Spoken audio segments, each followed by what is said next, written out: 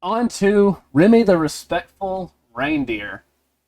Kindergarten teachers use Remy the Respectful Reindeer to teach pronoun madness to little kids. That's just the headline.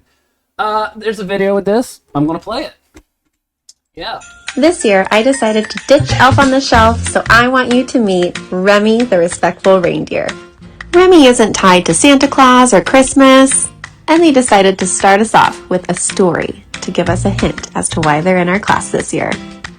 Remy loves the book They, She, He, Easy as ABC because it's a fun, easy way to introduce littles to pronouns. After the story, Remy played a trick on us and tried to have us guess the pronouns that they prefer. But Remy quickly corrected us and helped us learn not to make assumptions about people just based off of what they look like, because our pronouns are all about what we feel inside. So, Remy had us practice asking, Remy, what are your pronouns? Together, we learned that our new friend Remy prefers they, them pronouns. My littles were so excited that Remy was feeling safe and welcome in our class team.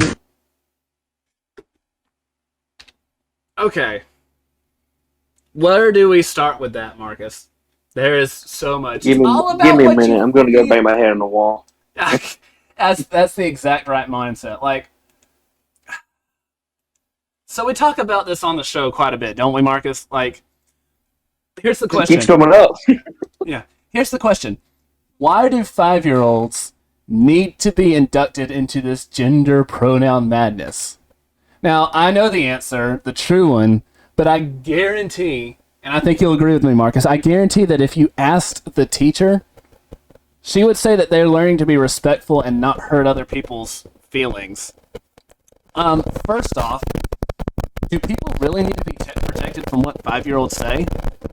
Like, are you really that fragile? You're so fragile that an elementary school kid could bully you into hurting yourself over this, because that is the inevitable leftist conclusion. It's a clear indication that your mindset's not based on any type of reality whatsoever, but that you're trying to escape it. Would you agree with me? Like, that's nuts. It's nuts. Marcus? It is nuts. I feel like this is almost a weekly occurrence for us, but on different stories that keep coming up. And that's a testament to how bad it is, because every week we can get a different story easily. I mean, you could Google this and find stuff like this all over the place. And I mean, this just happened to be the one that caught my eye because it was flashing. Not just a different story, a new story. Yes. And it's why aren't we just letting these kids have fun with Santa and the reindeer? They're kids. They are kids. Exactly. They do not need to know what gender ideology is. They don't need to be your little turtles and talk about your, queerness from last week. But the only pronouns they should be learning is the pronouns, not how to ask people to use them. They should be learning he, her. Exactly. What they mean, what they go There is no Z's or Z's. There's not. There's no demon self. And let's face there it. is not. And let's face it. It doesn't matter what You're going to have to speak up. You're breaking up again. They're not going to remember what they're being taught. Yes, they right will. Now. Hold on. I'm going to fight you over this. They will 100% remember what they are being taught here. They will to an extent, but at 5 years old, they're still young enough that if taught properly, they won't have this forever implemented. But if they keep having it indoctrinated in them, then that's where the problem keeps occurring. But that's why they indoctrinate them so young, and we're going to get to that in a second, because that's my main point behind all of this. But I disagree. I think they definitely will remember this. I mean, I still remember some stuff I did in kindergarten. That was, 20 years ago?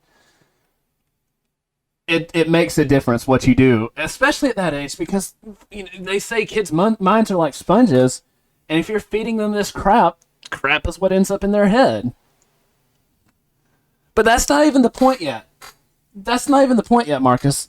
The point is that this ideology is so, at least a liberal will tell you, is so is so fragile that a 5-year-old calling a dude he can literally wreck someone's life.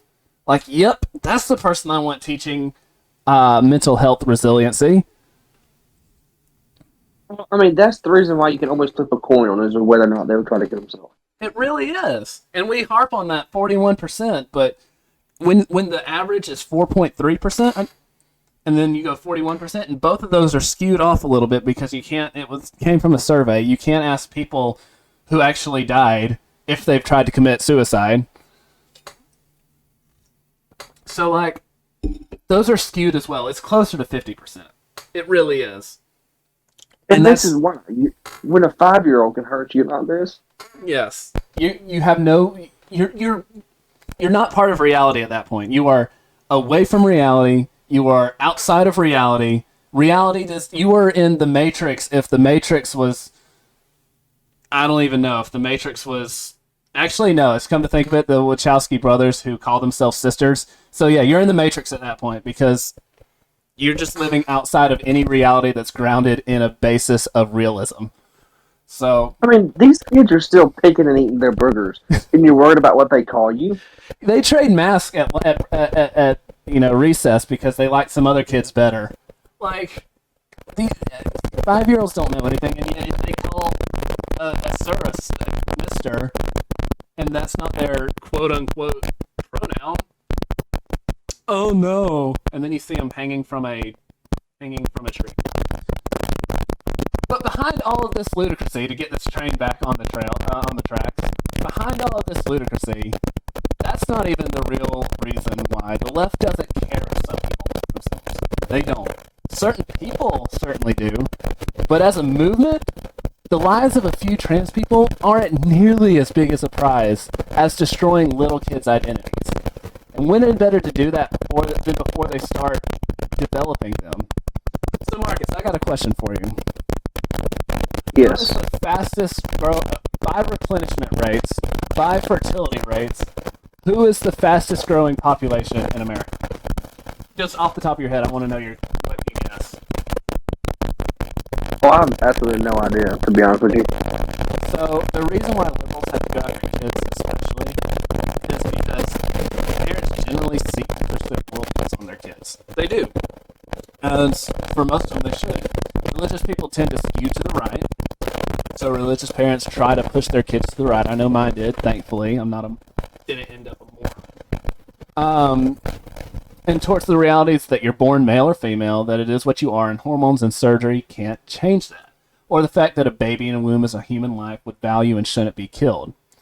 Add to that the fact that Christians and other religions, for that matter, have a much higher fertility rate, 2.1 for Christians versus 1.6 for unaffiliated or atheist. Actually, interesting fact, Muslims have the highest fertility rate at 2.7 right now. So, that's great. But yeah, that's from Pew Research Center, by the way. And you can see for yourself why numbers can change if the liberals don't go after your children. And we can already start seeing that happening. In fact, in the very liberal secular Northeast, they have the highest population of adults per capita, like something at 80%. Whereas in the much more conservative and religious South, people under the age of 18 are statistically relevant higher percentage. Something like only 77% of people in the South are over the age of 18. And this is all per the 2020 consensus, so they will lose this war of attrition if they do not go after the kids, because the kids are the future of this country, which is why you have to know, and I end a lot of these, segments by saying this, you have to know what your kids are doing in school. You have to be present. You can't let teachers push, genderqueer on them while they're in middle school, because that's what's happening. That's what's happening all across the country. Fun fact about that, I called my mom after the episode last week, and she was like, I really wish you'd put a parental disclaimer on that. But I'm like, I can't, we can't back down from what they're putting out there and what they want the kids to read, right?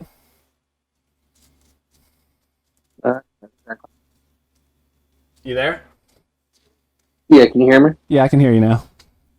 Yeah, so that's exactly right. We can't control everything. We can try our best to stop it, but it takes a group of people.